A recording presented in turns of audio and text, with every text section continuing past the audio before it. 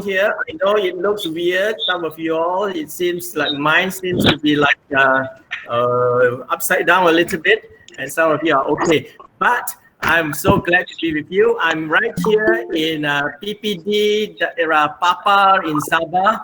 Actually, Papa is my first posting as a government teacher, and I'm so glad to be in this area again.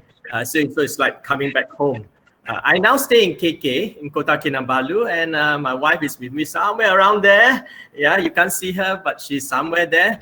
And next to me is Shoba, and she is trying to help me to coordinate all these technical things.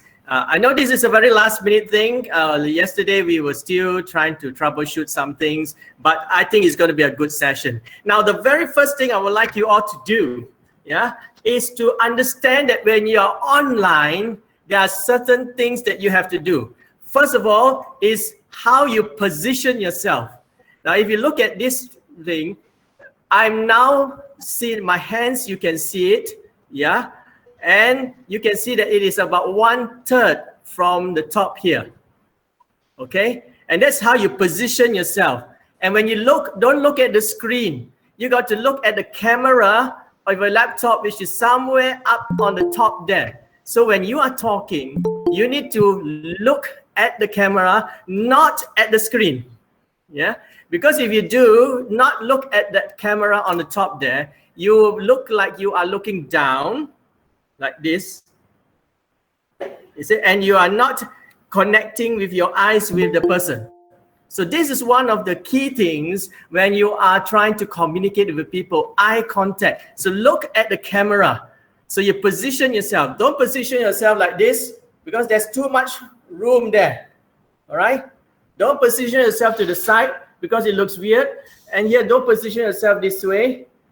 So you need to position yourself somewhere right at the center, and your eye is about 1/3 and you're looking at the camera. So that's the first thing that I want to pass on to you. I have to learn this because it is very, very difficult. My tendency is to look at the screen.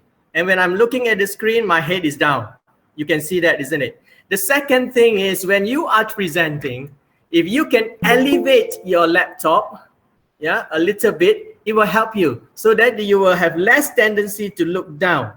So my laptop is now elevated to a position that is a bit higher. So these are some tips for you. If you are presenting and if you are a teacher and you are going to speak to your students, help yourself. If you're going to have a 40-minute lesson, then it's very, very difficult to always having to pull your head up because your laptop is at the bottom. So this is what we do. Realize that you are not in the classroom, you are not physically there, but you can still connect with people when you look at the camera, and it seems like I'm looking at you. Actually, I'm not. If I want to look at you, I actually have to look to the side. So if you see me looking at the side, it's because there's another laptop there where I can see all of you. All right. If I look on this side, it's because I'm trying to tell Shoba, please do something. So if you see me looking at this side, don't worry about that. Okay, now that's just the beginning, mukadima if you like, for those of you who are wanting to learn to present and to conduct meaningful engagement online, especially in the cloud. So I would like you all I'm going to share with you some, let me get my slides on. Hope you all can see it. All right, today it's my privilege to talk to you about meaningful engagement in the cloud. And it's always good. These are our objectives for today. I just have three simple ones. What we want to learn is how to have meaningful online engagement. Oh, wrong spelling there. That's another one. After working at night, that's the problem. Number one, the first objective is appraise online engagement. Number two, design blended lessons. Some of you might be asking, what is a blended lesson?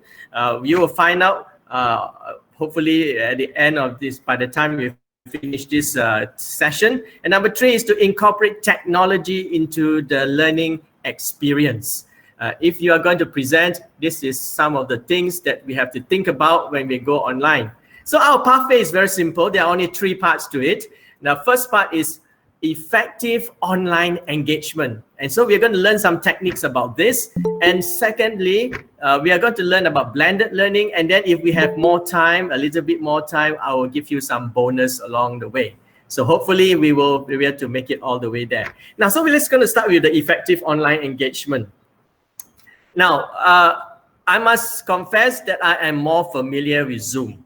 I've been using Zoom since MCO started, so I am more familiar with Zoom. Google Meet is fairly new to me, but if I think what we want to learn is some of the principles of online engagement. So because there was a surge of people coming in, we had to switch to Google Meet. But let's see how we can use Google Meet for effective online interaction. Now, online protocol, yeah? When you conduct an online session, there are a few things that are very, very important and essential. I had to learn this the hard way, yeah? First thing, as we announced, is video on and audio off. Why is this the #1 thing? Well, let me share with you. During the MCO, I was conducting a training session for some students. And because Zoom is quite heavy on data consumption, many of the students refused to switch on their video. And so they stayed on the screen with just their picture or their name. And there I was trying to conduct a training for the whole day, in the morning and in the afternoon. And I was speaking to a blank, literally almost like a blank screen. I tell you, it was one of the most frustrating experience as an educator. Yeah, it is so difficult to talk to an empty screen. At least now, if I want to see some of you, I will be able to look into your faces there and see if you are there. So as I was doing the training, I kept asking them, are you there? Are you listening to me? Did you hear me? Will you want to talk to me? You see, because I cannot see whether they are there responding to me or not. So I would like to ask all of you, if you are okay, because data on consumption on Google Meet is very, very much lower compared to Zoom. Zoom is quite heavy. And that's why some people prefer to use Google Meet because it is less heavy on data consumption. So if you can do this for me, just for this point, can you, all of you, turn on your video, but your audio must be off. Now, why must we have audio off? Because whatever sounds at the back that come to you, yeah, will also come through to every one of us. So if there are, how many people now? There are, how many people do we have? 97 people. Can you imagine 97 sounds coming through? You know, some people have dogs barking, cat meowing, cows mooing, and whatever, baby crying. And so all the noises will come in, and it is very, very distracting. So let's do this together. Yeah, video on and audio off. Let's just try this for a moment. Some of you might not be able to do this. I understand, because I heard that some of you are driving and listening to this. So please don't on your video, because we don't want to see you driving and looking at the screen. Yeah, because that's against the law. Please do not look at the screen while you are driving. Yeah. Jagalah keselamatan anda di jalan raya. Yeah, thank you very much for doing that. Well, I can see most of you are looking fine and well and healthy. Victor is giving a peace sign. So it's good to see all of you. I see some familiar faces. Oh, I seem to recognize some of my students. Well, that shows how old I am. Anyway, that's good. Thank you very much for doing that. If you can, stay on the video as much as you can. So we are going to start off by me introducing to you what is this here. This is the platform. So whenever you use a video conferencing, you need to understand what is the platform. What are the different parts of the platform that you are using? So this video conference is Google Meet, and you can see that I have changed my shirt. I have not changed my suit, yeah, but it is like this. Here you find there are a few buttons at the bottom here. Here are the meeting details, whereby you can share with people if you are the one who is starting the meeting. Here is where you can unmute yourself. Here is where the video is. This is when you don't click to this. If you click on this, you will leave the meeting. And here I'm telling you how many people are here. Turning captions on, present here. Please don't do any presentation because that will interrupt my presentation. And here are some very important, the 3 dots here will take you to some of the systems, yeah, that you can control here. Now, if you go up to the top here, you'll find that there are a few things that you will see here. And some of this is where the chat and how many people will be. So we are going to use this right now as we go into our session. So let's chat. Yeah, when you go up there to the chat, you see this little icon there. Go to the chat there. And I want you to type at the chat there where you are from. If you are from Kota Kinabalu, just type the Kota Kinabalu. Don't type Sabah because it could be anywhere. Sabah is quite a big state. Yeah. So if you are from Sarawak, if you are from Kuching, or you are from Miri, type Miri. Yeah. If you are from outside the country, you can only type your country. That's fine. Well, we might not know what city you are from. Oh, I'm seeing at Singapore. Wow, Kota Kinabalu, Papa, Tawau, Johor. Oh, Papa is leading now. KL, PJ, Penang. Right. JB quite a strong showing here. KL. Lahadatu, Gaya. Yes. PJ, Johor. I think, well done, Johor. Quite a good showing. A son from Sarikes, Jet Sarawak. Great. Kluang. Was that Victor who was on Kluang? Yeah. KK. All right. So I now know roughly you are all spread out everywhere in Sabah, Johor, Penang, and okay. All right, great. That's good. That's nice to know that you are from there. So you can use the chat to get a very quick overview of where your people are and whatever that you want them to type in. So let's try another one, which is a little bit more challenging, a little bit only, yeah? Here is how it is. We want to get to know you. Whether you have tried going online to teach and to train. So which one best describes you? Number one, if you are just curious, that means you have never actually done online training. Maybe you have followed it, but you have not personally conducted it. Then you type number one, yeah? Number two is, I intend to teach or train online. You haven't done it yet, but you will. You intend to do so. And number three is, I have taught or trained online recently.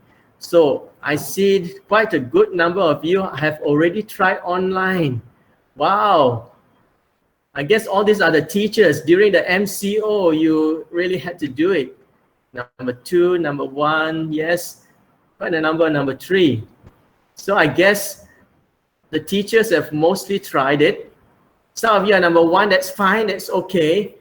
You're just curious what you can do. Perhaps you will need to do it soon. Number two is some of you know that coming online is going to be a very big thing in the future. Yes, good.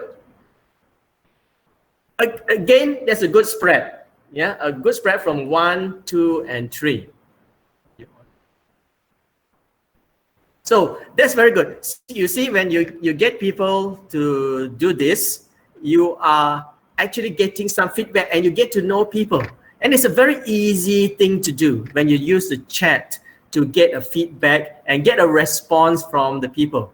Well, sometimes you can also use an extension, and I'll talk to you a little bit more about what we call this extension.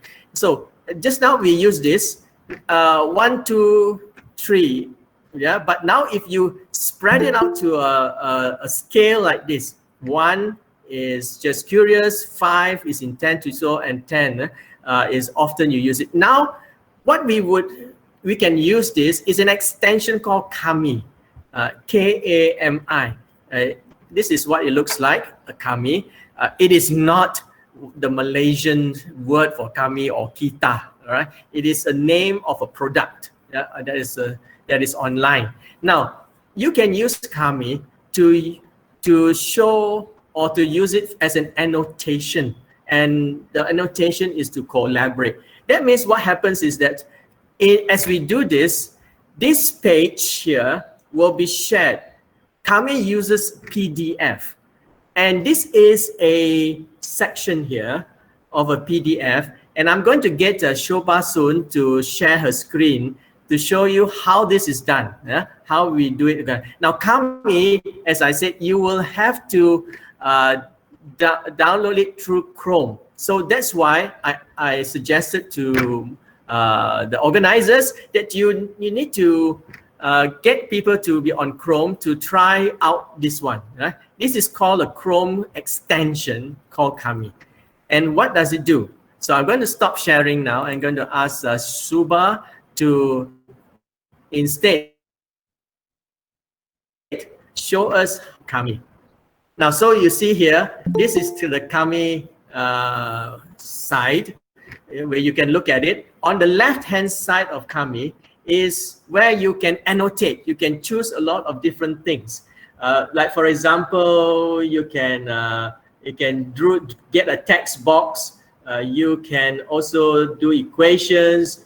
You can do a drawing down there, yeah, and shapes. You can draw shapes if you want, and all that. So that's where you can annotate.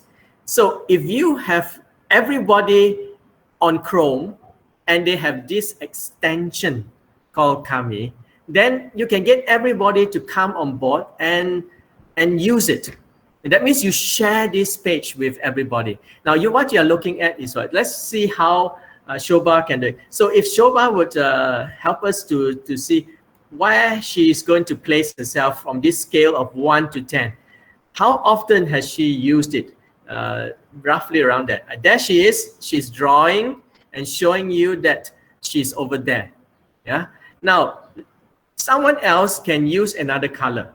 Yeah. So let's say someone else uses another color, and it says, "I'm just curious," and so he can place it there. So this is a shared document in that sense. It is a shared area, a shared space in the cloud, and you can get everybody to work on the same sheet. And so what you have, then you will get the same effect as just now when I asked you to type in at the chat. But here you have someone you can use the annotation, yeah, to show where you are. So by the time you end, if you have 90 over, this page here would probably be quite messy, but you will see where people are clumped to, closer to 1 or closer to 10 or closer to the middle in number 5. So this is a way in which you engage people online also, right? To getting them to respond and tell you things that you want to know about them or about some topic that you ask them. So this is what we call annotation. This is again getting response from people. Thank you, Shobha. That's very helpful. So I'm going to share with you again.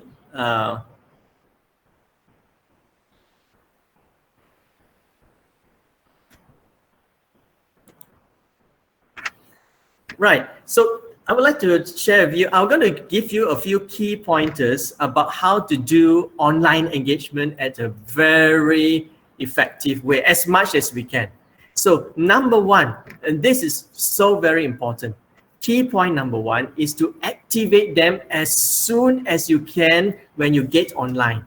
So if you're carrying on an online lesson, you need to get them to respond, to do something as quickly as possible. Even if it's just a simple icebreaker, it's a simple task to do, just like what I asked you to do, type in 1, 2, or 3, or to type from where you are. You need to activate them, yeah? Because when someone comes online, you are not there physically. As a teacher, you are not there physically to draw their attention. And you know that if they are not showing themselves online, especially if their video is not on, you don't know what they are doing. So you need to activate them and get them to do something very simple right at the very beginning, as soon as possible. Always think how you can get your participants to do something. That's key point number 1. Online engagement that is meaningful, need to involve them in the online experience as soon as possible. Of course, in the beginning, try to keep it simple. If your students have not got all these extensions, you have not taught them all these extensions, sometimes it can be quite time consuming at the beginning to use some of these extensions. But when all these tools become something that you frequently use, then you can use all these tools online to help your students and your participants whom you are training to get activated as soon as possible. And it's very fun, yeah? When you can do something rather than you sit back and just watch the screen passively. That's not a good thing to do, yeah? Very soon, very quickly, you will lose interest if you do not get involved in the online experience. So I hope you got that first key point, number 1. Activate them as soon as possible in the online experience. Some people, if you don't activate them by the first 3 minutes, they will have switched off and they will have gone and walked away from your class. And you don't know, because if they don't switch on the video. So key point number 1, activate them as soon as possible. Always think how you can get your participants to do something. So that's key point number 1.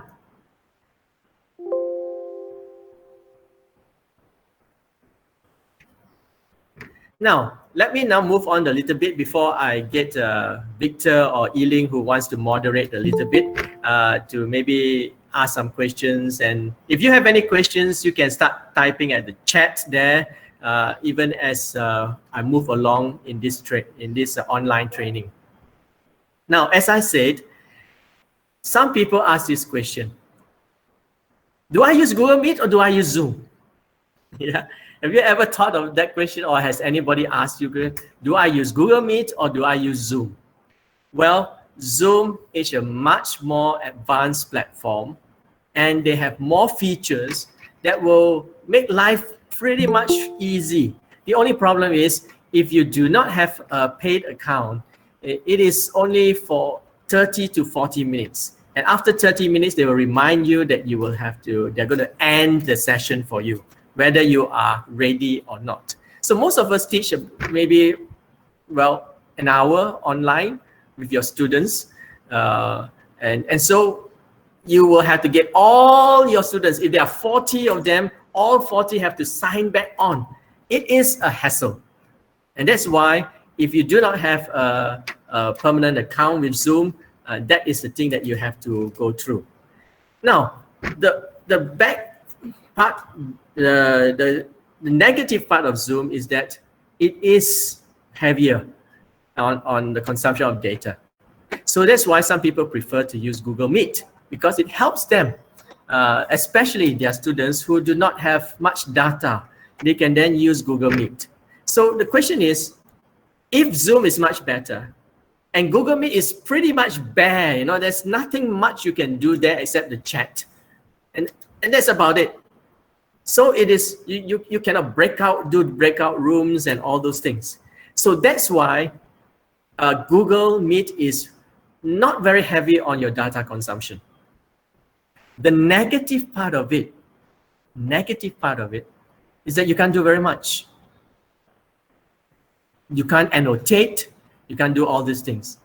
So that is why I have suggested to you all, please use Chrome, because Chrome has this wonderful collection of extensions. Yeah, we call it extensions, and that is what Google Chrome has extensions. If you have not used Google Chrome and you have not used their extensions, you are really missing out on something, because the extensions in Google Chrome is excellent. There's so many of it. There's a whole group of extensions. I think it will take you a long time to be able to cover it all. So Google Chrome extensions are wonderful things. And just now you just saw, I just introduced Kami to you all. Yeah. And so this is where you go to your Chrome web store when you have used the browser of Chrome.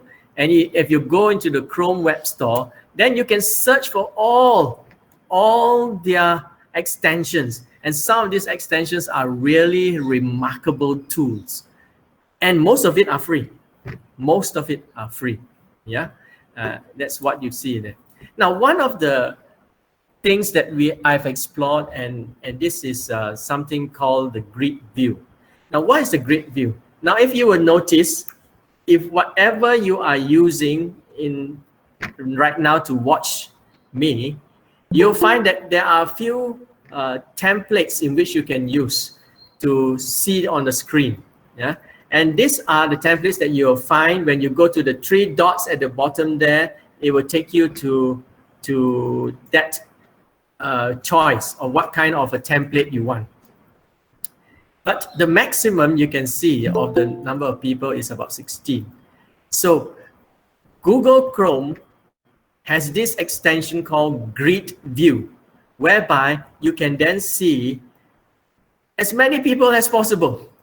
Yeah, so you find here Google Meet Grid View, and this is the grid view that will take you to see all the different people. So you can, if there are 94 of you, you're going to see everybody all clumped together, but you can see them. If everybody is switched on, then you can see whether everybody is actually paying attention or not. Yeah, whether they are paying attention or not. So that's wonderful. So if you go and get your Google extension, which is called Grid View, then you can actually see all your students. And you, if you are a teacher, you will know you want to see your students. Yeah, if they are not, their video is not on, you know they might not be paying attention. You can. That's why, as a teacher or as a presenter, it is always very good if you can see all their faces. And if you want to see all their faces, Google Meet Grid View will allow you to do so. Yeah. So that is the function of Google Meet Grid View. So if you are trying it out, you are going to use Google Meet, then take note of this Grid View. Yeah.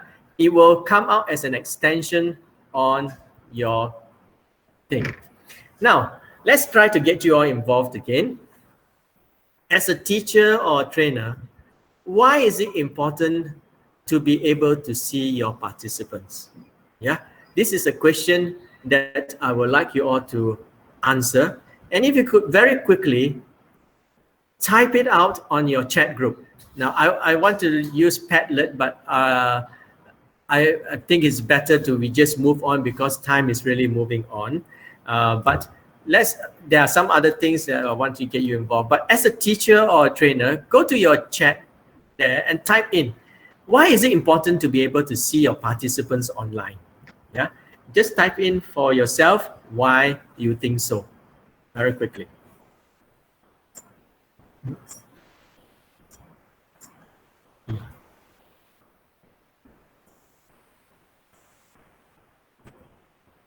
Is it presented?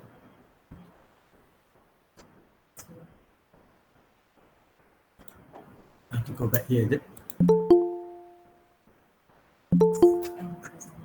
Oh, I haven't been presenting. You should told me earlier.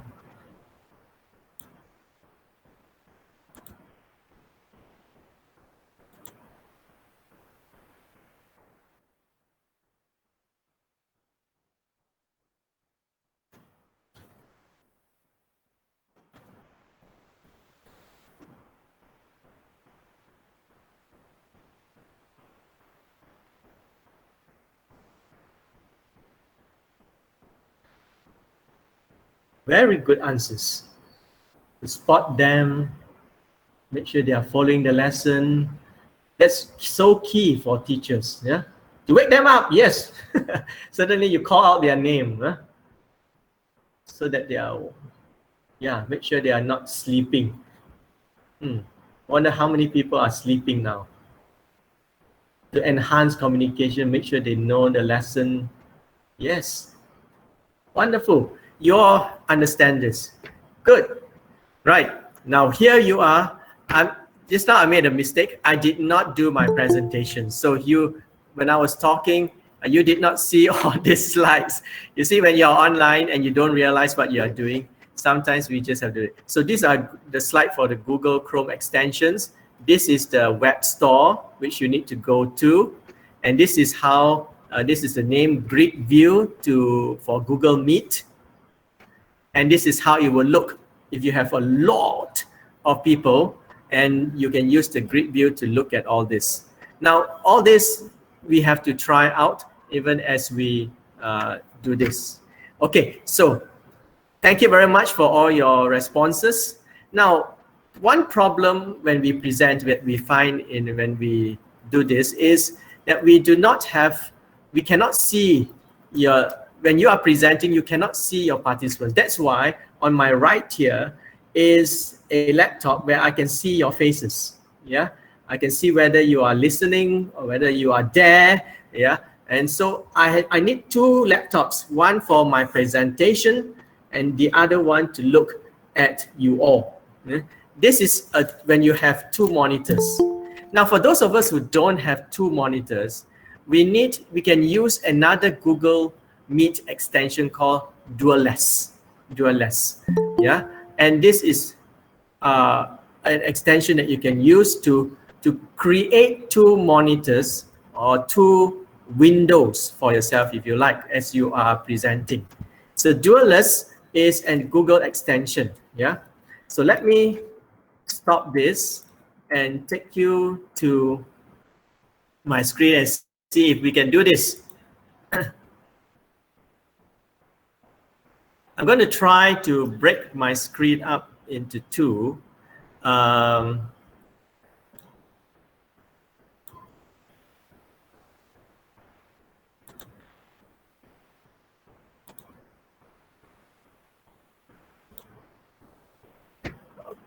Hope you'll be able to see my whole screen. Can you see my screen?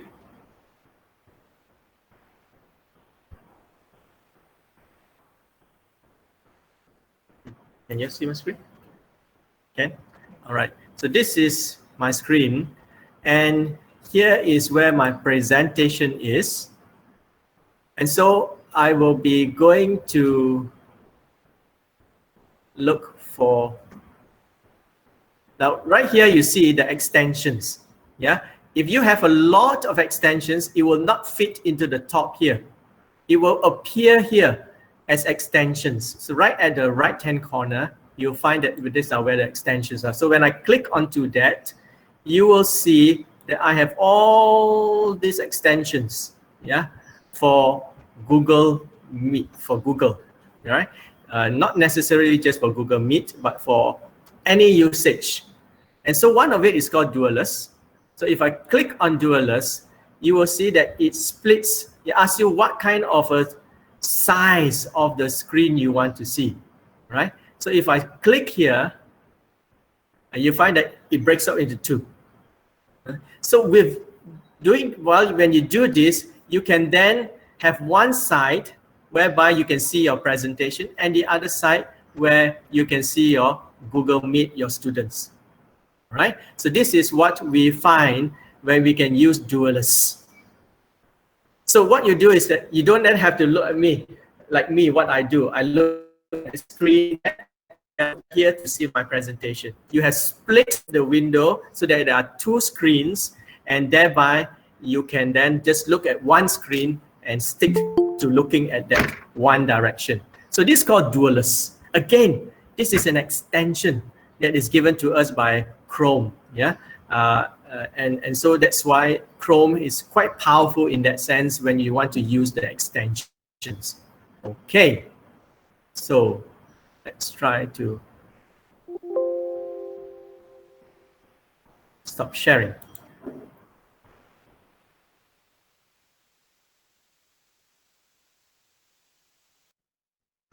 There is a question. There is a question from Hexen. Okay. There's a question from Hexen, yeah? If I use Duelist and share screen, will students see both or just one? Or you will just see one, because that is meant for yourself, for your own computer. And so your students will see only what you are presenting or see yourself on the screen there. So that Duelist is meant for your own computer, yeah, for your own usage. So your students will still see your presentation only. Whatever you share, when you share, that's what you will see. Okay? Thank you for that question. Did I see another question? Oh, okay, right.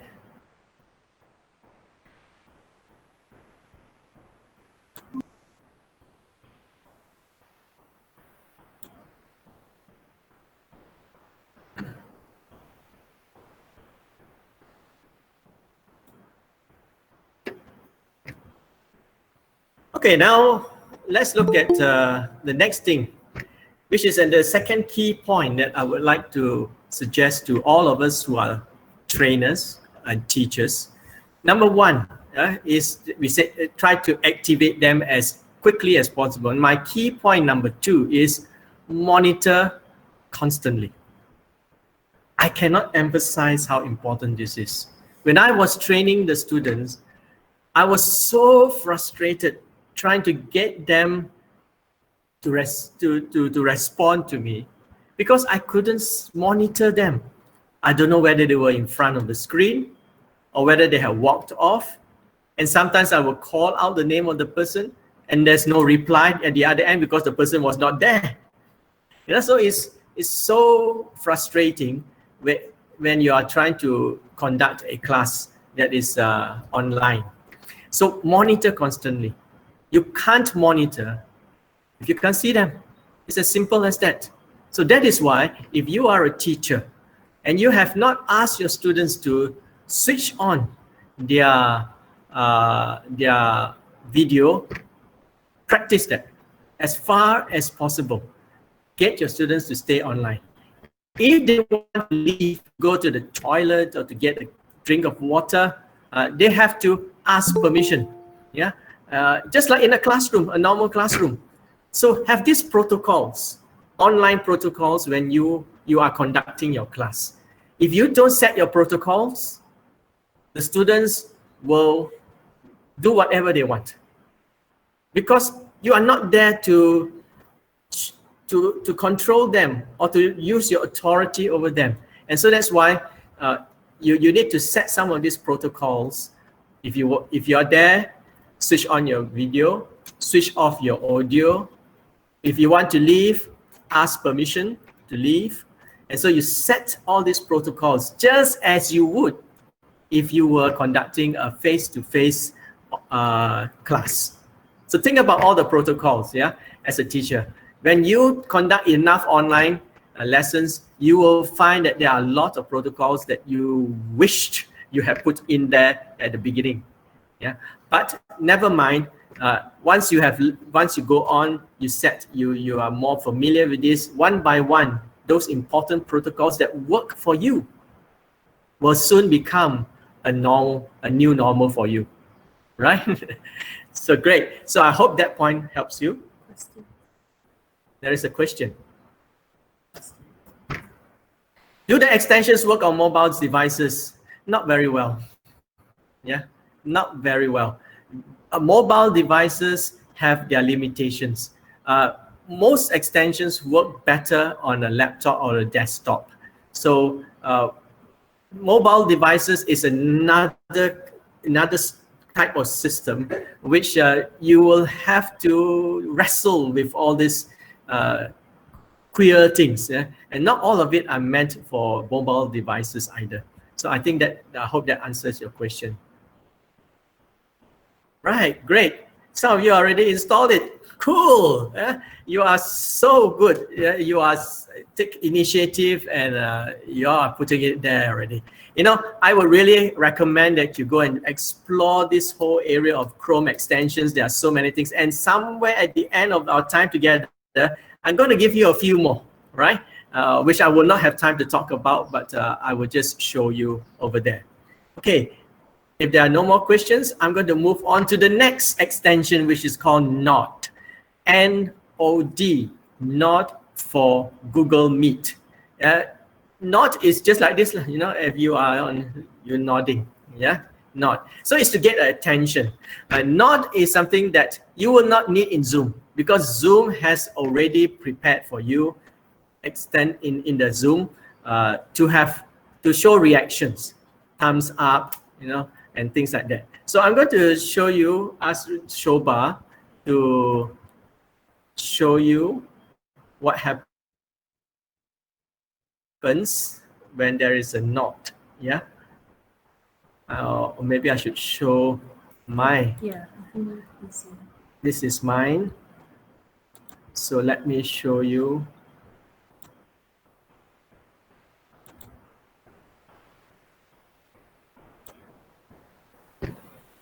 So you find, okay, this is an extension here, and you find in my, here, this is NOD. So there are a lot of extensions you can talk about. You can show thumbs up, thumbs down, clapping, waving, time to party, and here's just a LOL, laughing online. If you want more emojis, you can go for it. Yeah. What do you do? Well, what do you use this for? Well, if Shobha doesn't understand after all this while, Shobha says, "You lost me somewhere, doctor. I don't understand."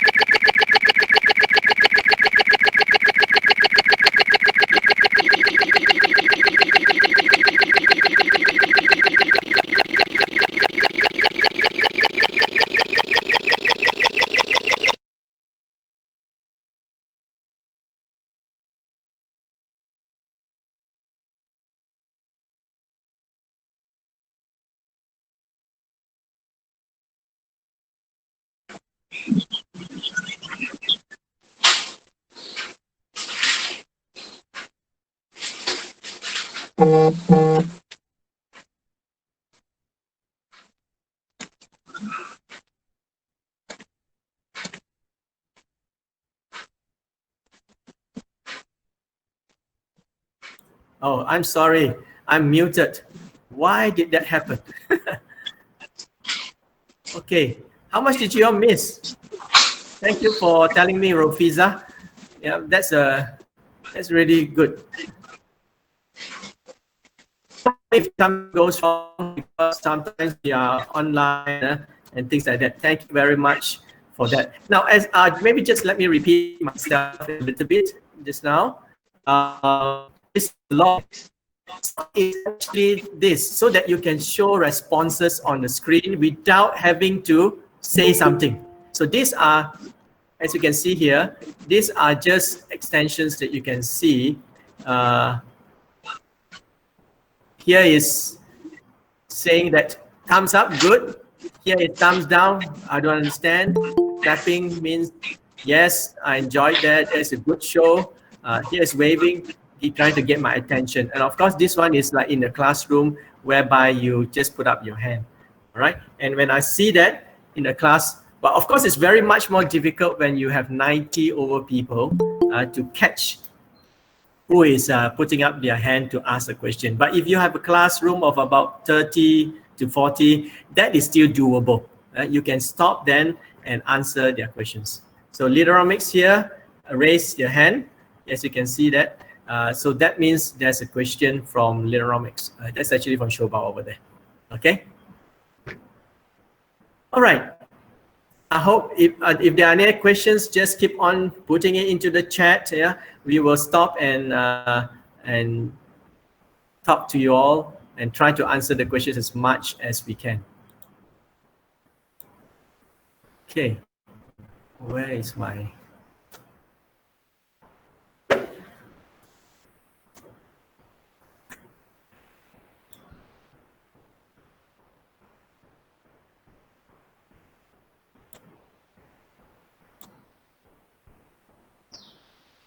Okay, so I hope that was helpful for you all. If you want to get responses from your students, that is something that will be very helpful for them.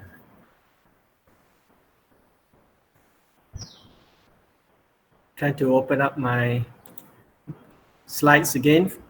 Just hold on for a while. Look for it. It shut down just now. All these things you have to endure while you are going online. As they say, if something can go wrong, it will. That's Murphy's Law. Yeah, so I'm going to just pause for a while, and maybe Victor or Yiling wants to moderate something before I move on. If I just give them a chance so that you can hear a different voice for a while. Can you try changing the message? Hi, Dr. Ng Kee Chuan. That was awesome. I mean, I personally am learning so much from you, and I can see I'm going to be a practitioner of what you just taught just now. I've got a question from some of the teachers from Johor, especially a school principal.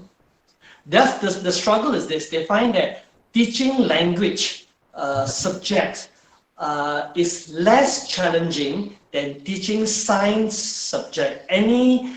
Any input on that? Why is it so? Because apparently the teachers doing the science subject are having greater difficulty doing online engagement compared to the language teacher. Over to you, Dr. Moon. Okay. I'm a science and a math teacher. Wait, hold on, yeah. Anything that can go wrong will go wrong online. So here, that's a very good question. Why is it that it's easier to teach English or BM online rather than science and maths? Well, science and maths are very factual knowledge. And that's why if we do not think about how to engage our students, we find that it's going to be a one-way traffic all the time. Yeah? Like for example, if you're going to teach how to find the angle of the third angle of a triangle, yeah, or something like that in maths, well, you have to actually show it. Yeah, you have to show the students how you use the formula or to use the facts that you know to come up with the answer. And that's why when you are teaching maths or science, you need to think about how to get them engaged. That's very difficult if you want to you don't have a visual thing to where everybody can share. And that's why it's very important you have the feature of annotation like Kami. You can then show the visual there. The students can then go there and actually work out the answer right together with all the rest. It's just like a classroom then. You're going to the blackboard or the whiteboard, and then you ask one student to come to the front and show their calculations. So annotations are excellent for such circumstances, whereby you need to engage your students online and get them to work something together with the rest of the class watching. The other thing is that you need to think of open-ended questions that will allow them to respond to you. And there are tools that I'm going to show to you in a short while about how to use some of these tools to get open-ended responses from them. We just don't want a simple, type onto your chat there, your answer and all that. There are other ways in which we can do this better. Yeah, so that's what we are going to go into that. Thank you very much for that question. I hope that that helps you. Are we okay? Right. How to get this knot? That was a question. Again, it's a Chrome extension. Go to your Chrome web store and type in knot, and it will come out as a Chrome extension, and so you accept that into your Chrome. Again, let me remind you, this works only for Chrome, right? If you are using Explorer or using Firefox, it does not work this way. This is just for Chrome, and it links very well with Google Meet because they are all of the same family, the same company. Okay. does not extension work only for us if we download the extension? So the students need to download. Yes, your students need to download. That's why all these extensions you cannot use immediately. Even with you all, I cannot ask you to use it straight away because we only have a limited time here. If I wait for all of you to go and install these extensions, it's going to just roll on so slowly and you're going to get very bored. Yeah, so that's why it is good to introduce these extensions one by one to your students and then get them to use it. So every student who wants to use Not, for example, they need to have installed this extension. Do I have any other questions?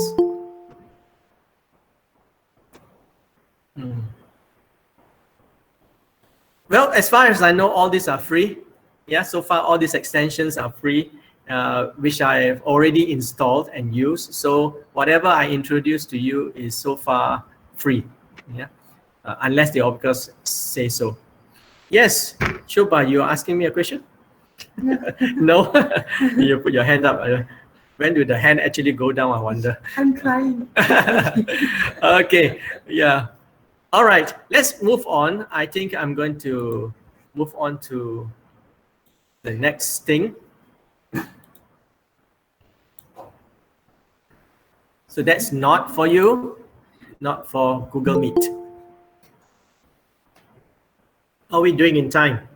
Oh, we are already 11:05. Wow. Okay, let me move on fairly quickly because there's quite a lot more to cover. Key point number 3 then is to engage them consistently and constantly. Yeah, engage them every 5 to 10 minutes, get them to respond to what they are learning. So if you are a teacher, it's just like this in the classroom. You stop for a while and ask, did you understand? Then you ask a question to Ali, you ask a question to Chong, you know, the typical one. And then of course you must be race inclusive. Any questions, Shobha? You know, things like that. So that's where you engage them every 5 to 10 minutes, and this is very important when you're online. All right, when you get them to do that online. So this is another Chrome extension. I won't have the time to show you, but this is to take attendance. You know, when you go online in a classroom and you want to keep attendance for your students, it's very time consuming to check who is online, who is not, and who suddenly leaves halfway through the class and doesn't finish the class. So this Chrome extension called Take Attendance, it's a very, very helpful extension because it help you to take your attendance of the students. So when you have installed it, this is how it will look at the top right hand corner, where next to the chat it will appear here. All right, so you will open the attendance here, then you open a new sheet, a new spreadsheet. So what happens is that you can take attendance before the class or as the class begins. Just click on it, and then in the middle of the class you click on it again, and you will take the attendance in the middle of the class or any time that you want. But of course you have to leave it on. Yeah, all this on. If you do not leave it on, you will not be able to take attendance. And this is so important, very important. If your student does not switch on the video, your attendance will not be taken. Yeah, and so if they refuse to do that, they will be marked absent. So what happens is that then later on you can download this and keep it as your attendance, because it will give you a spreadsheet of your attendance of your student at any time you take it, and so you will know who are the students who stayed with you, who are the students who did not stay in the class. Very, very helpful for teachers who have to take attendance. Yeah, and you can tell your students, I will be taking attendance anytime during the class. And so if you do not switch on your video during that time and I take the attendance, you will be marked absent. Yeah, that's so sad for them, but that's how it works for them. Okay, so sometimes to engage them, you need to do something very simple too. Now, I learned this from another presenter, another trainer. His name is Ng Kee Chuan. He said that when you ask everybody to mute, you cannot see them respond. Like for example, when Victor asked you to give a cheer just now, I couldn't hear a single sound, right? So how do you do a cheer online? Well, you get them to use their hands, right? So now follow me, everybody. If you see me, follow me, put your hands up, right?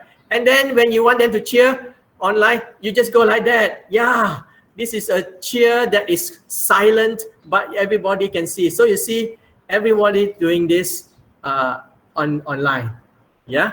And that's how you do a cheer online, quietly, yeah, quietly. Right, so that's a cheer online clap. Now, key point number 4. Let's move on very quickly. I'm running out of time now. Key point number 4 is appreciate them. Praise them for their attendance and attentiveness. It's really hard to stay focused during an online lesson. Yeah, and so you have to engage them all the time. And then from time to time, you need to appreciate them. And so just now, when we did the cheer, yeah, it was to cheer all of you who survived until this moment of our lesson together, our training together. So appreciate them, praise them for their attendance and attentiveness. And you all did well. Now, I will not be able to have time to do this because we are really running out short now. But this is not an extension. This is a application that you can install into your computer. It's called Snap Camera. Snap Camera is to download and install to be a cool and fun teacher. So what happens is that this Snap Camera application will take you into a camera that capture you, and then they will change your facial, they will change everything about you. They will put a cap on you. Sometimes they will put you as a hoodie and all that. So if this one is just to make you a cool and fun teacher. So sometimes surprise the students by just using that. It will change how you look on screen, and that's very fun. Sometimes it will make a funny face. Sometimes it will just change. Sometimes it will change the environment around you, like it's you are somewhere in an exotic place. Sometimes it's just an effect of black and white. So surprise your students by using Snap Camera. Very simple to use. I think it's not difficult.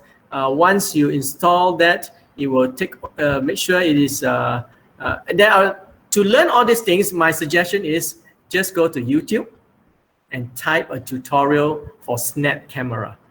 Huge. That's how I learn all these things. It's not that I'm brilliant, okay?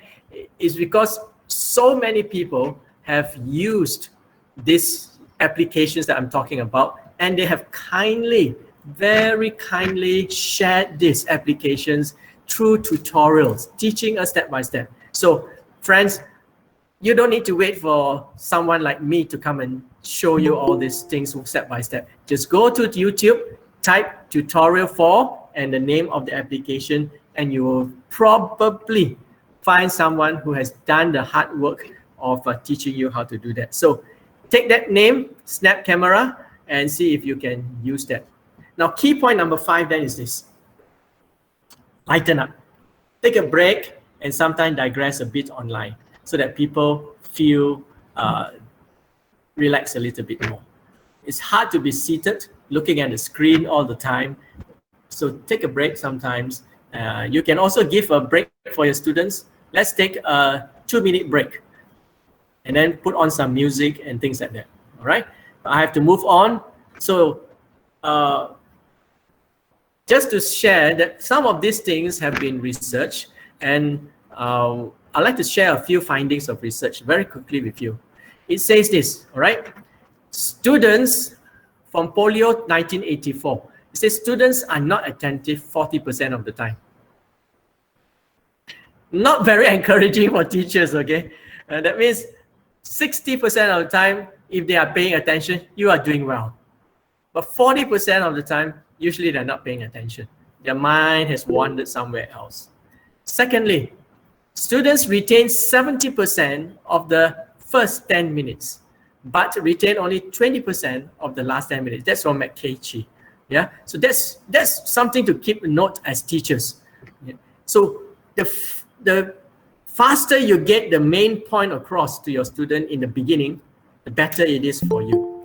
The next thing is adding visuals to a lesson increases retention from 14 to 38% and reduces the time needed to understand a concept by 40% when augmented to verbal presentation. That means when you are presenting something, do try to include a visual help aid for you. And this stands for online presentation too. Okay, so think of how you can make the online presentation well. Now, advice for you all, for a suggestion for you all, is to ask your student what kind of attention-getting things that they appreciate. I discovered that recently in a education summit that was carried out, that a teacher did this test with their students, asking which do you prefer, PowerPoint presentation or just a step-by-step, clear step for you to follow, or a video or whatever. And she was surprised to find that students in different classes prefer different styles of it. Sometimes we think visuals are good. Sometimes we think a video presentation is good. But you will be surprised. Ask your students, what do they like?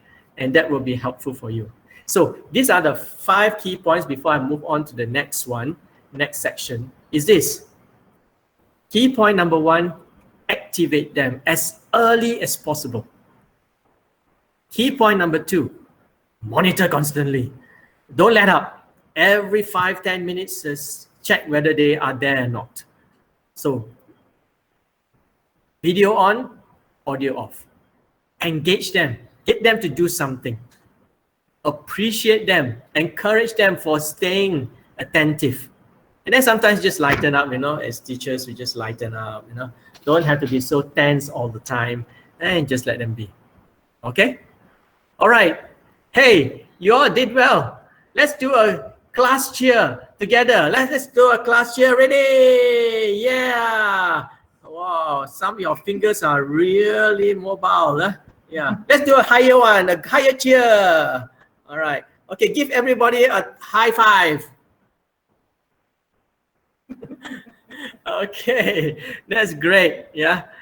Thank you so much for staying there where you are. You are doing very well. Now, I'm going to try to end off very quickly now, talking about blended learning. Now, for most teachers, this is not something new.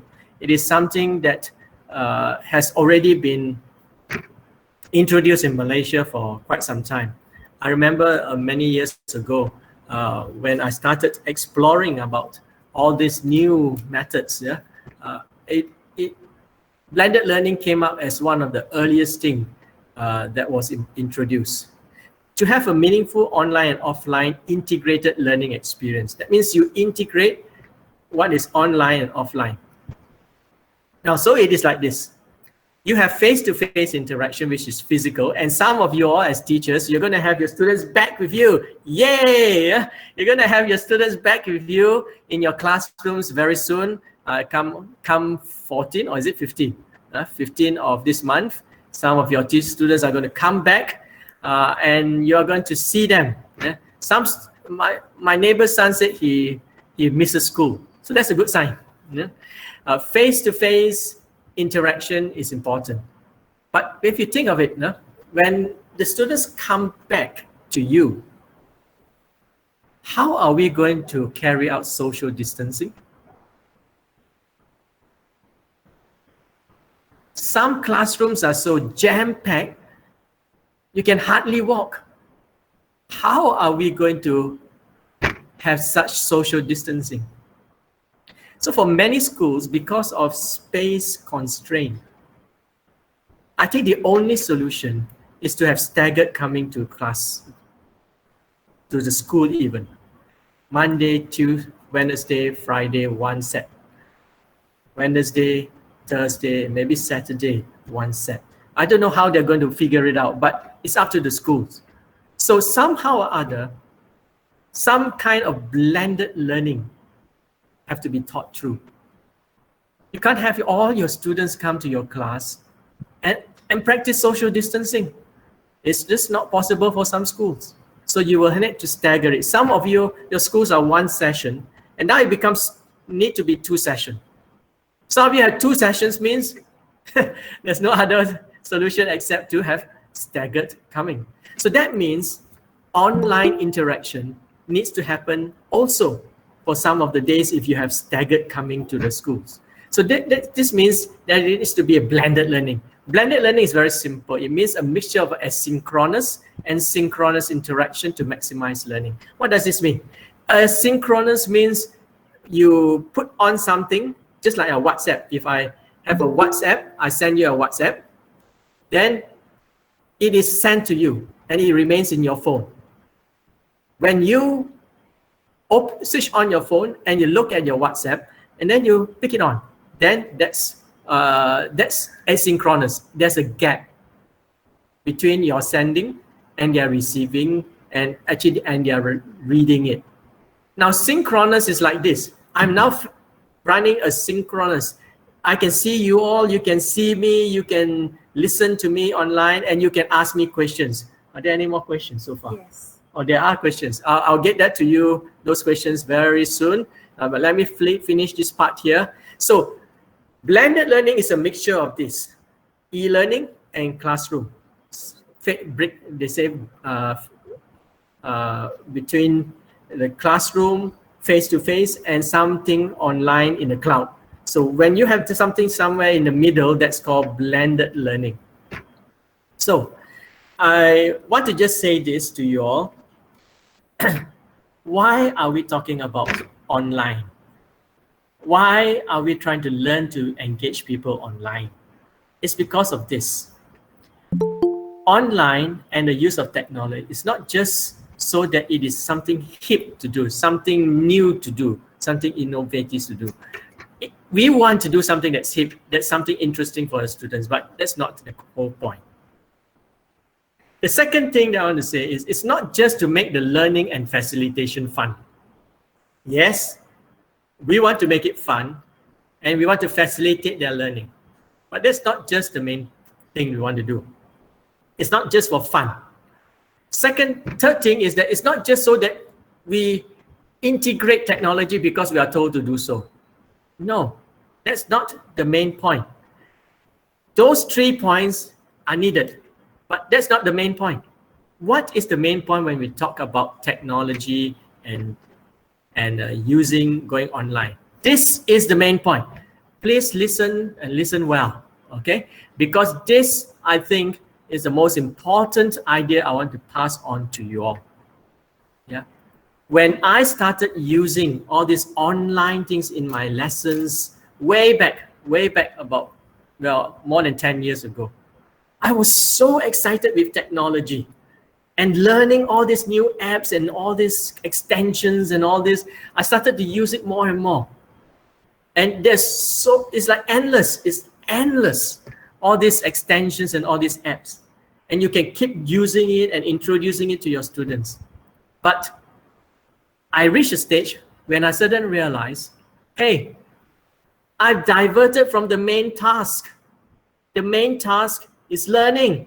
I'm just so excited about technology. I'm so excited about these extensions and these apps that I forgot the main objective of learning.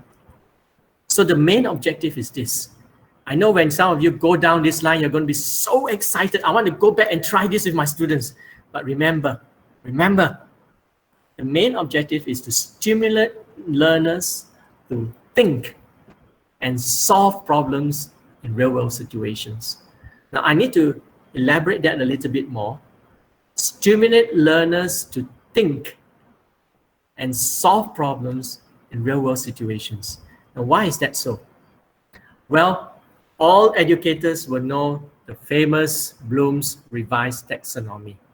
Yeah, and it tells us that from the lower levels to the higher levels. Now, sometimes we make a big deal about just remaining on this level, and it's true. Yeah,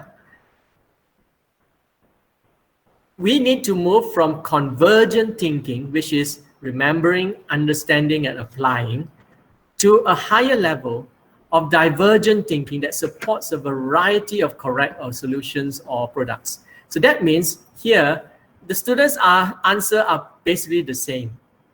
Yeah, so remembering, understanding, applying covers that area. And it's usually just recall and apply simple application. But when you reach this higher level of thinking, divergent thinking that supports a variety of correct solutions or products, that's a different matter altogether. So students here at this level, at the lower level, are acquiring understanding and information.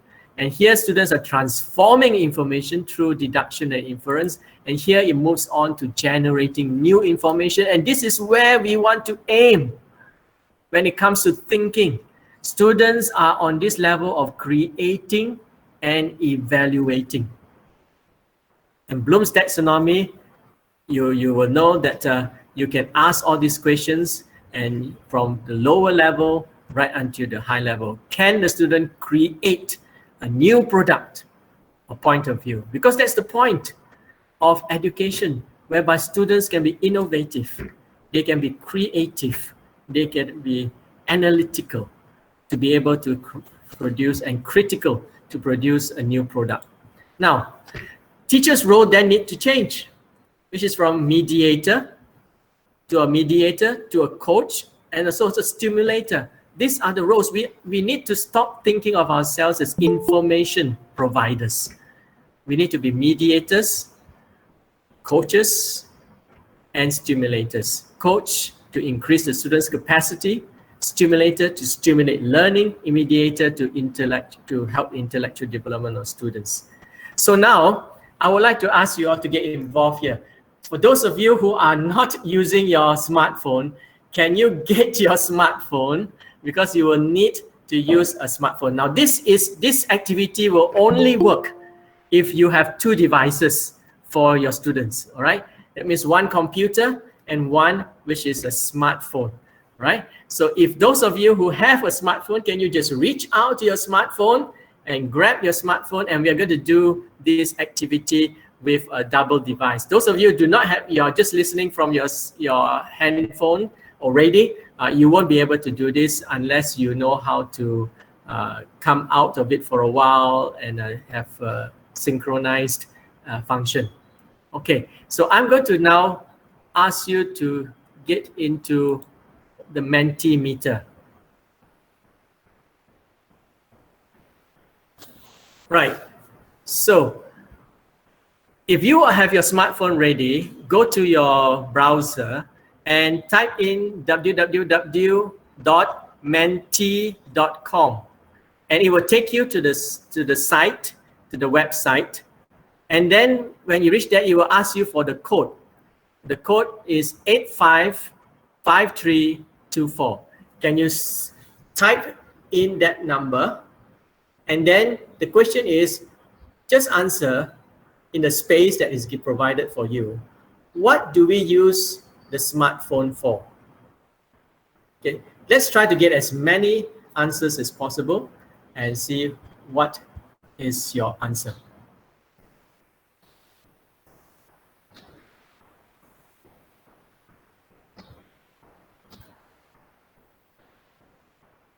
There are about 8 of you all who are in already.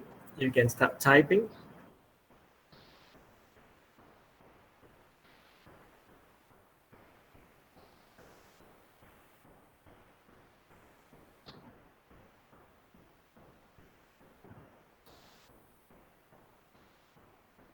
Did I share? Yeah.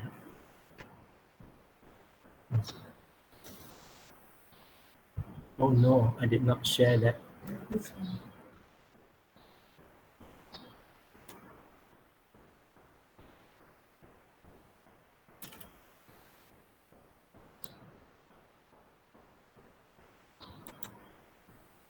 Hi,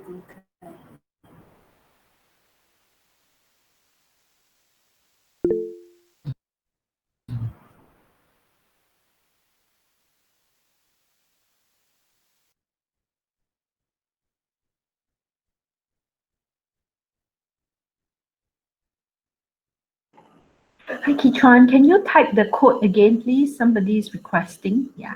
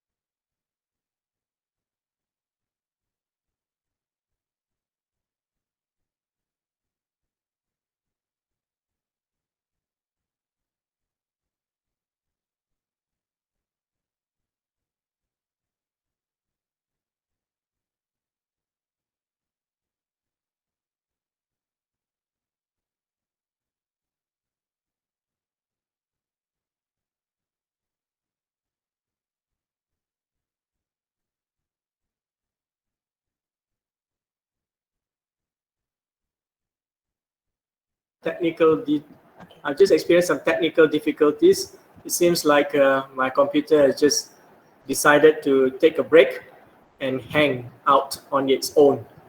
So you might not be able to see some things. Meanwhile, I think it will be, I'll try to sort this problem. Can you show the slides?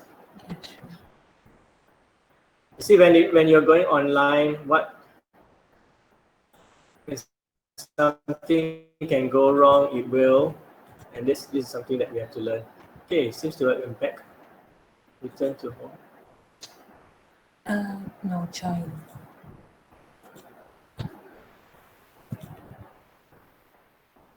Okay, just go down further.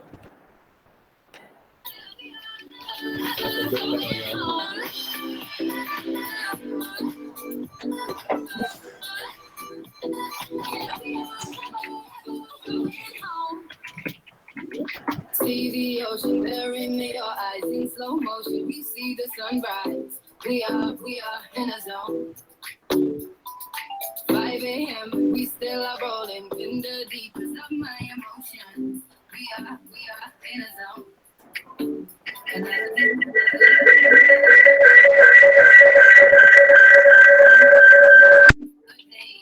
things. Don't let me go home alone. We got like no smile. Don't tell me to go.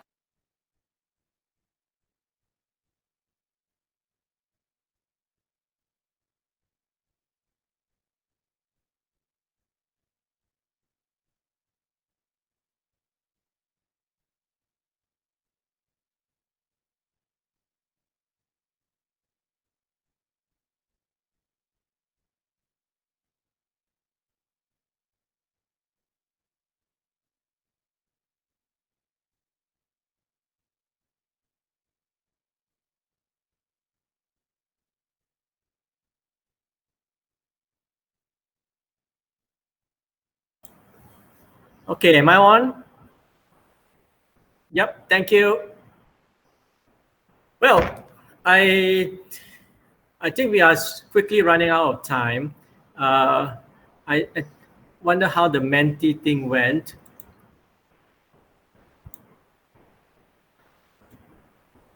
While it was done, yeah.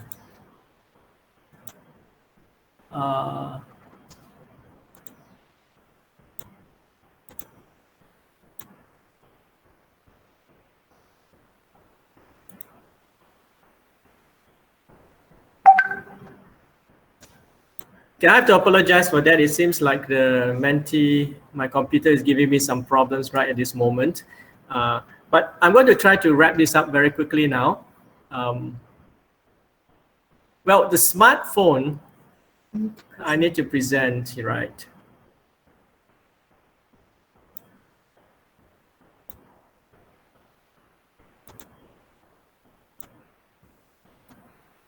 Well, the Mentimeter will actually give you a result which will come out, but my computer seems to be hanging a little bit now.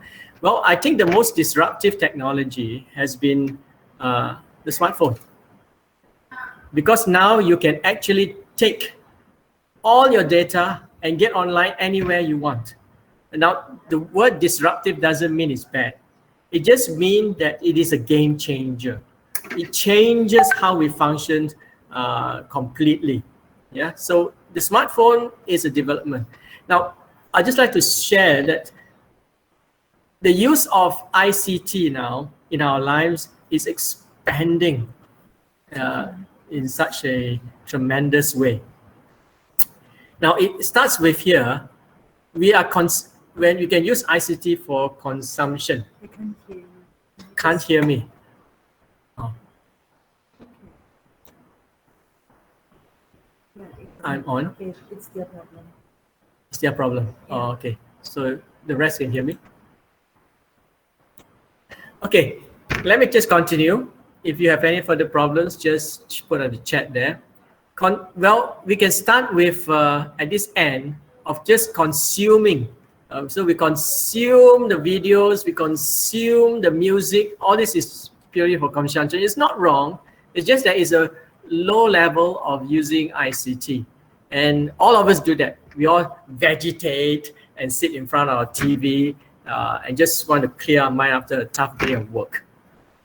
But sometimes we can also move up the level to communication and connection.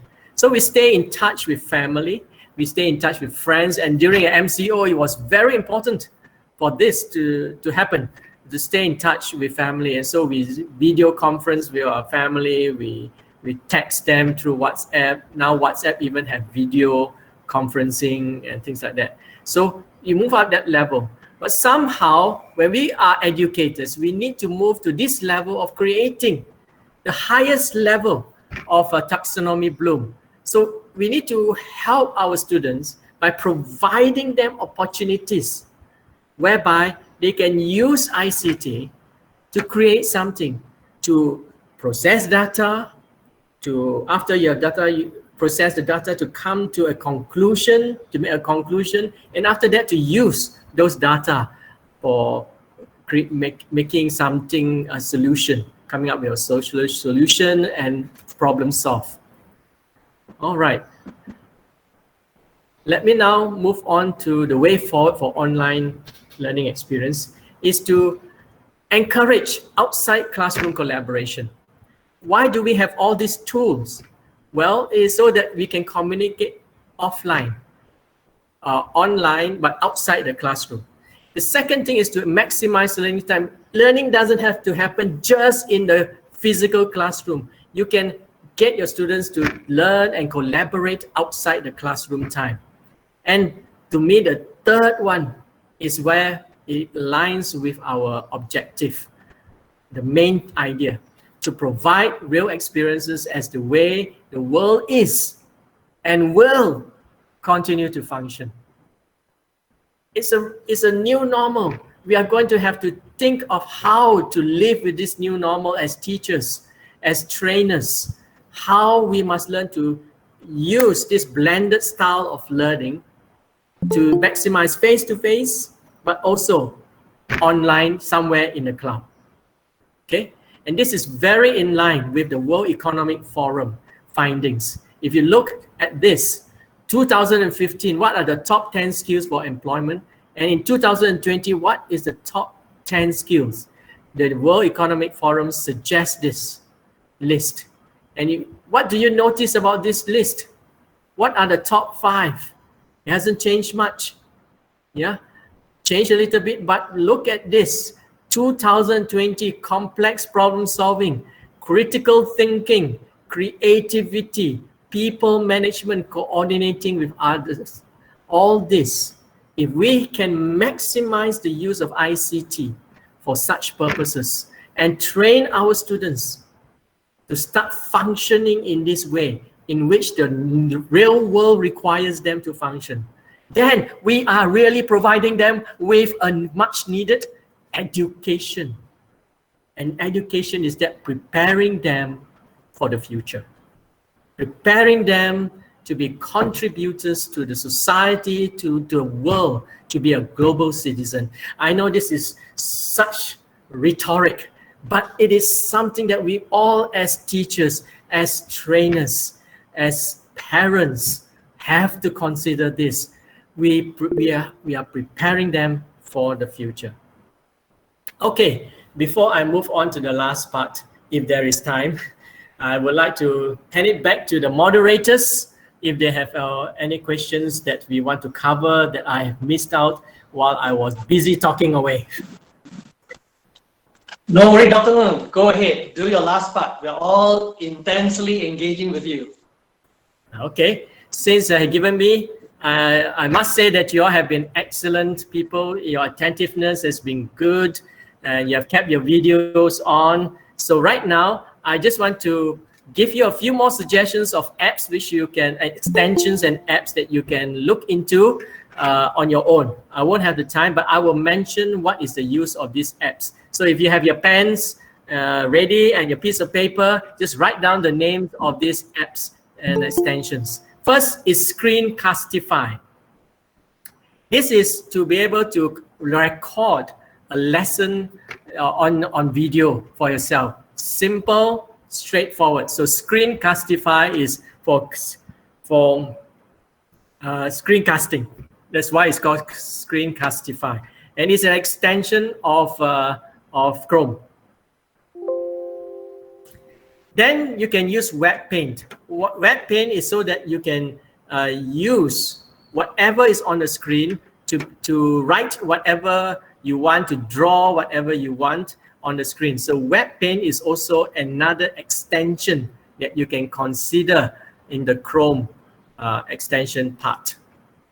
Then Read and Write. Now Read and Write is very interesting because Read and Write for Google Chrome is also another example. It's to simplify web pages. What you find is when you open up a web page, what you get is that all the adverts there, all the distractions there. So Read and Write can actually simplify the web page so that you only see the main thing, the main text, and wipe out all the rest that are distractions. So a teacher who is presenting or showing a website would love to get rid of all those distractions so that you have only the main text. And then you can write, you can highlight the words and then show that this is important. And even you can put in, get ready a dictionary online that links to those words that you highlight and help the students to find out more about it. Now, if you are using Google Classroom, this is a must. Share to Classroom. Share to Classroom is something that will help you to get from your website straight into your classroom, Google Classroom. So you don't have to copy, paste the extension, get your students there. You can just send it straight to your Google Classroom. Share to Classroom. Excellent if you are using Google Classroom already. Now, Google Keep is an electronic sticky notes. It's just for you to write things and just put it there and get to it when you want as a teacher. Then there is what we call screenshot. Yeah, the name is screenshot. You will be able to take a screenshot or capture a page that you want. But some computers already have that as a print screen, so that this is not a tremendously important one.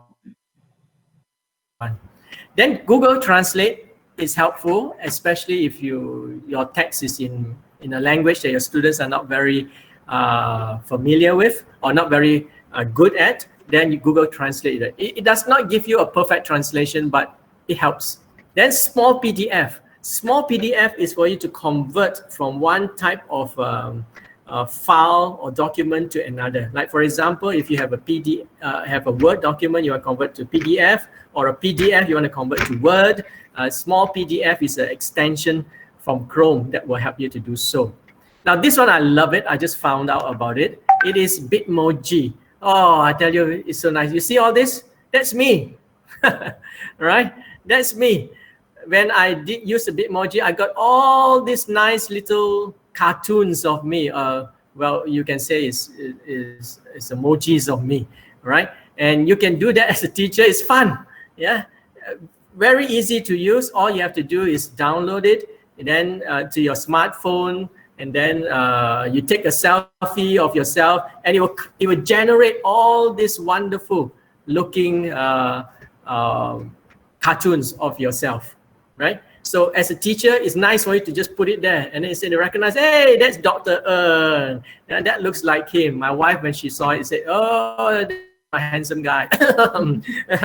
All right, so that's a Bitmoji for you. All right, so let me just wrap it up now as I quickly say. You will know, even as we have gone through, I hope, you know how to appraise online engagement. Is it a good engagement of the session that you have just gone through? You will be able to appraise online engagement from now on. Secondly, you will be able to design blended lessons as a teacher to how to incorporate this using some of the tools and the extensions, and then incorporate technology into the learning experience. These are our 3 objectives.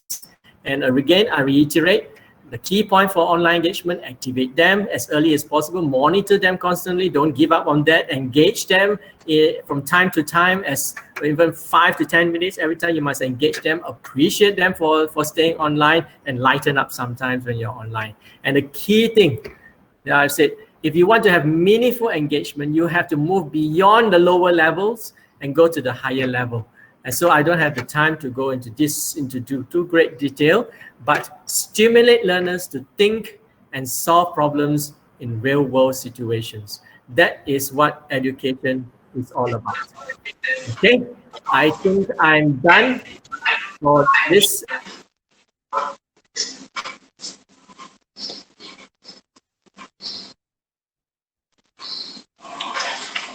Okay. Wow. Can all of you hear me? Thank you so much.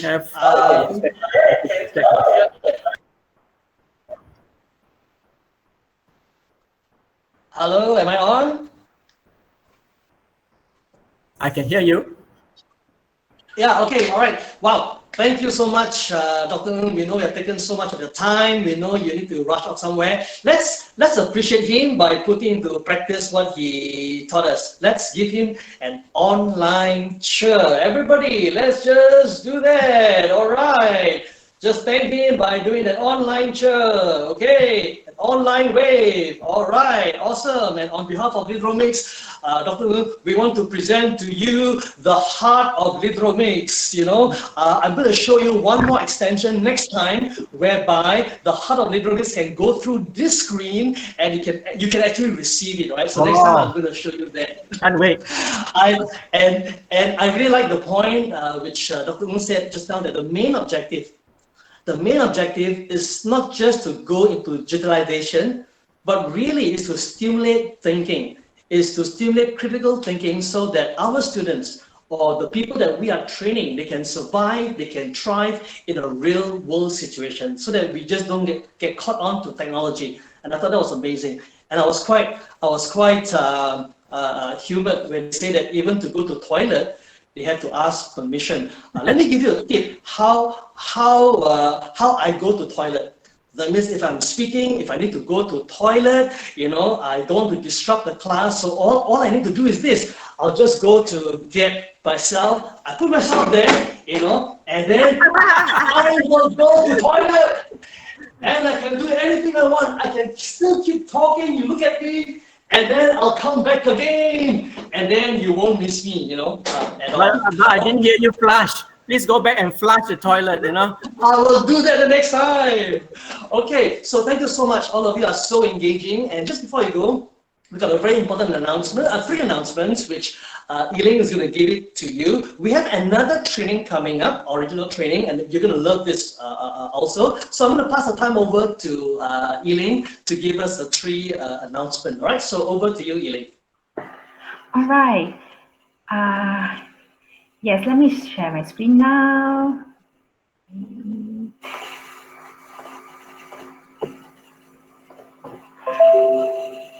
Alright, so our next session that we will be having is the virtual effective engagement by Subhashini. It will be happening next week on the 15th of July. So for those of you who are interested, please put down this link. It's tinyurl.com/VEE July 15. Yeah. So sign up there. I know that there are some technical glitches. I think some of them cannot come in for the session today because of Google Hangout. I think this version somehow just only allow 100 people, but you actually before this we thought it can go up to 250, but we're not too sure what happened.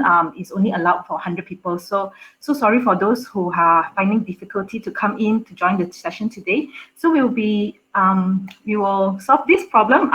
We will be exploring another platform. So meanwhile, you can sign up on this link here for the session next week. Yep. Next announcement. Yep. As mentioned earlier, in Leaderonomics, we also do student activities and student engagement. So one of the activities, one of the program that is coming up is the e-convention happening on the 8th of August that we would like to invite you, teachers, students especially, to join us on this session. It will be via YouTube Live. That is the link there, tinyurl.com/HubSingRiseUp. So this session will involve awards and recognition, and also stories of students sharing about how they are making difference in various places wherever they are. So join us on this program too. Yep. And last but not least, teachers. Here is the registration link that you can register for your SPL KPM. Yeah. So this is applicable to all the teachers. So yeah, I'll just put this link here for so you can capture this. 5, 4, 3, 2, 1. Okay, cool. All right, thank you. So that's all for the announcement from my side. Over back to you, Victor. Okay, thank you very much. So once again, thank you for joining us. We hope to see you again next week for another training. And probably those of you who are more corporate trainer kind, you will appreciate the next training on virtual effective engagement. Join us for the coming up convention, where you will see how we interact with the student on YouTube Live, and it's going to be quite amazing, quite a fun thing for all the students. And once again, Dr. Moon, thank you very much for your time with us, and I can see invitation coming in already from Johor and from Penang that would want you to come over physically to do more sessions, on there. All right. So thank you once again. All right, for joining us. We'll see you again once again on behalf of Leaderonomics Club. Thank you for this engagement, and we hope to be in touch with you again. Have a good week, and keep all the great work all of you are doing. Bye bye.